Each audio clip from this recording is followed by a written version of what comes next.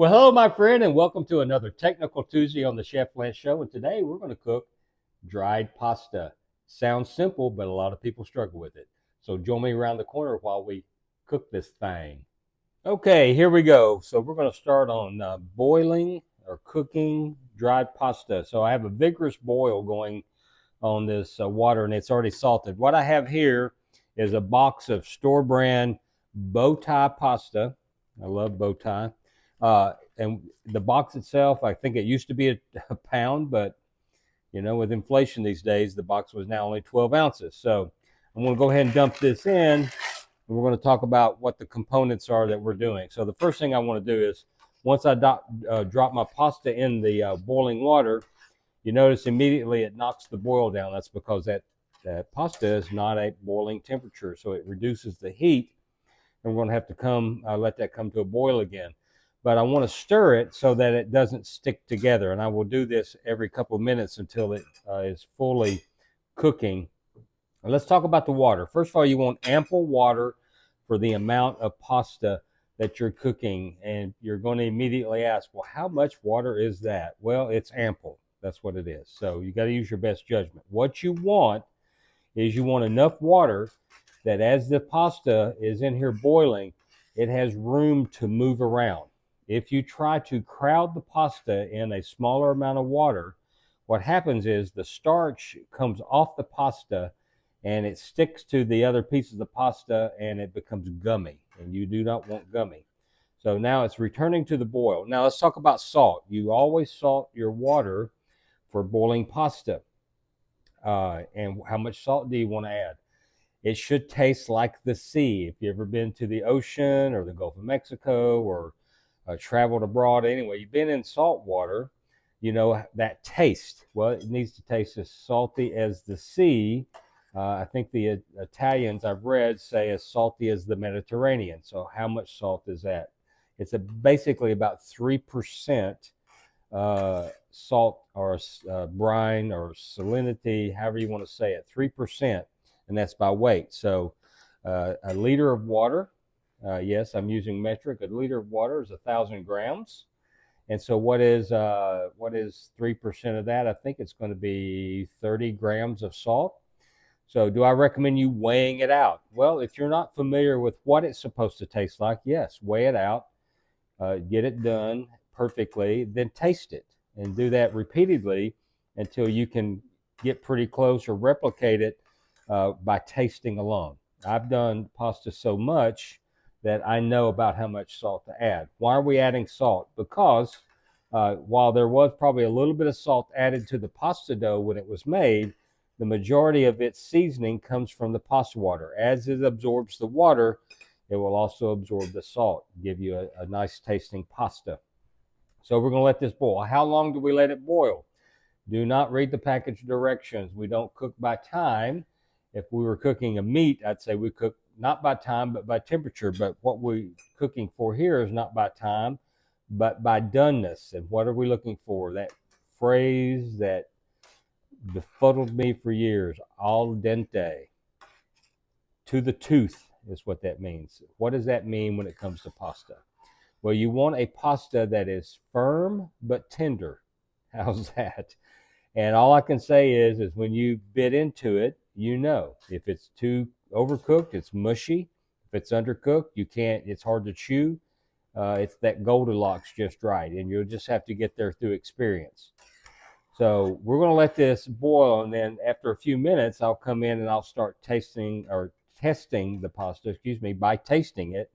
I'm not really tasting it so much as I am checking for doneness with my actual teeth. So that's what we're going to do for the next few minutes. So while we're waiting on that to get to that stage, we've talked about the salt.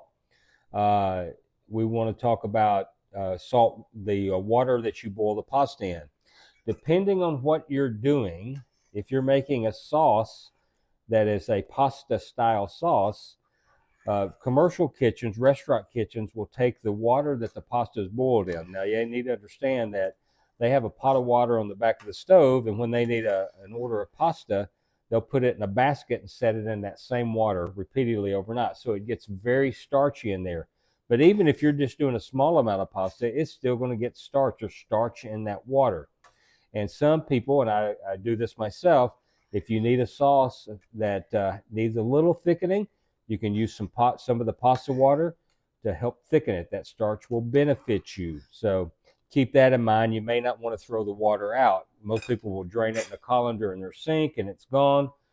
Today, when we drain this, I'm going to drain it into a large bowl and save it for future use. So, but that's strictly up to you. So anyway, that's one of the ways to do it. And then when we get drained and we get al dente, then we will, in fact, I'll show you how you can prep this ahead of time and store it for future use, and how to tell when it's done for use right now. We'll get to that point. But right now, we're just going to let it boil, and then I'll bring you back in a few minutes, and we'll start testing for doneness. So that's the basics of cooking dried pasta. We'll see you around the corner. All right, guys. So I'm going to start testing the pasta now. By the way, you may have noticed or not, there's always a question, do I add oil to my water? I do not. A lot of, these are dang hot. Hang on a second. So we are very near done on this, and I'll talk more about that in just a second. It needs to go a couple more minutes. Adding oil to water. Some people think that it helps it not stick, and really that just comes from having adequate amounts of water, as we do here. You notice that while it's boiling, that the water is pushing the pasta around, it's floating around. That's exactly what you want. This is ample water. Okay, you don't need oil to keep it from sticking. There's all kinds of things. People think oil does bad things, like keeps it from absorbing the water. Look, I just don't add it to my cooking water. When I do add it, is this.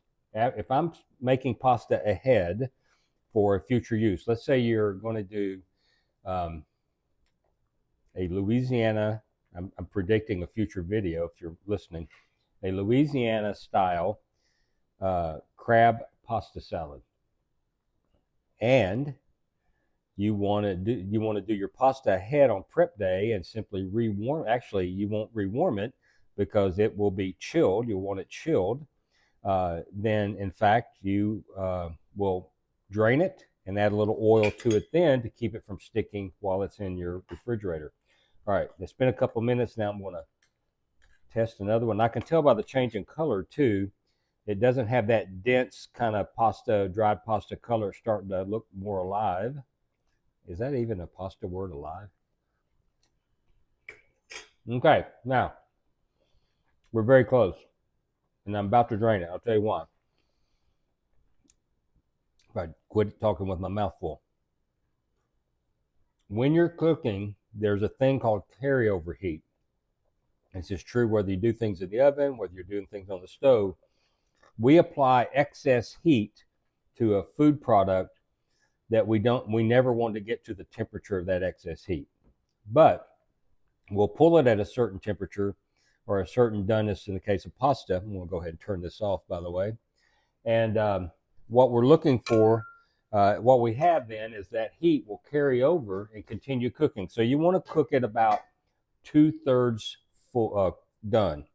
And then once you drain it, let it sit, and it will actually finish cooking while it is out of the water. So now I have my colander, have it over a bowl, and this is a ginormous colander. I know that. You won't have one this large. I'm putting it in a bowl for two reasons. One, I'm going to use the pasta water literally to make a sauce later, but also, or to not wholly the sauce, but add to it. And then also it's just easier for my camera setup, honestly. So I'm just going to now just drain this here.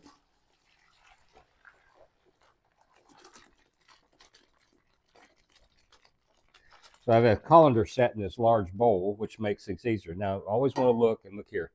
See, nothing's stuck. You have ample water. You have the water at the right temperature. Nothing's going to stick. You will stir it every few minutes, but the agitation of the water actually prevents it from sticking. Okay, so now let's get this further out of the water. So I'm going to pull this out of the way for just a second. Take this small bowl, raise this colander up. Then I'm going to set it on the smaller bowl so it'll just drain what little water is left into that. And this will continue cooking with the carryover heat. I'm going to give this a couple minutes, make sure it's fully drained. Then I'm going to put it in a bowl. I'll put a little oil in it, and I'm going to toss it, and you're done. So if you have any questions, please leave them in the comments. I'm not done with. That's some Saline County talk if I've ever heard any. I'm not finished yet. I'm going to show you, how to address it with oil and things like that. But up to this point, if you have any questions, please put them in the comments, and I will answer them. I do read all the comments and answer most. So we'll see you in just a couple of minutes. All right, guys, I have drained the pasta, and now I have put it in this bowl. And the next step is, because I'm going to be using this at a future date, this is my prep day for a meal I'm doing. I'm going to coat this with oil so that it does not stick. So I've got a little neutral oil. This is not, it's green. It's actually a grapeseed oil. It's not an olive oil.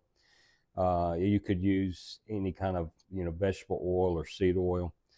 So I'm going to sprinkle a little bit on there. And because this is hot, I am not going to do it with my hands. I've tried that before and regretted it. But I'm going to take some handy dandy tongs and just toss that. And then what I'm looking for is a little bit of a sheen on every piece of pasta. I don't want it drowning in the oil, but I don't want it to be too little either. Okay? This is actually looking very good. So now this pasta is ready to cool down. And so what I'd recommend is putting this in your refrigerator like this, so that the heat can come off the top. And then once it's chilled down and you're ready to end your prep day, you can put this in an airtight container, some sort of food storage container, and pop this in the oven. If you're going to reheat it, all you have to do is drop it into some boiling water, a little bit of salt in that, just to reheat it briefly. And then if you're making a cold salad with it, for example, like on a hot summer day, then you can just use it cold. But you just want to make sure that every piece has some oil on it, giving it some sheen, so that when it gets cold in that refrigerator, these do not become a big congealed mass of bow ties, okay? So let me know if you have questions about this. This is cooking dried pasta. It's something that gives new cooks a problem, and mostly because most new cooks will tend to overcook the pasta and make it mushy. We don't want that. We want a little bite to it, a little chew, but without breaking the teeth, right? So that's al dente. All right, guys, we got our cooked pasta right here, and it's gorgeous, and it has no sauce on it yet. That's coming later, but I am just going to reach in and taste one for you because, that's my favorite time of day. It's tasting time. Okay, guys. Not to pat myself on the back, but this pasta is perfectly cooked and perfectly seasoned. So just follow those simple steps we showed you today on Technical Tuesday, and you're going to have great pasta every time. So remember this: a day in the kitchen beats a day of working any day. We'll see you next time on the Chef Lance Show.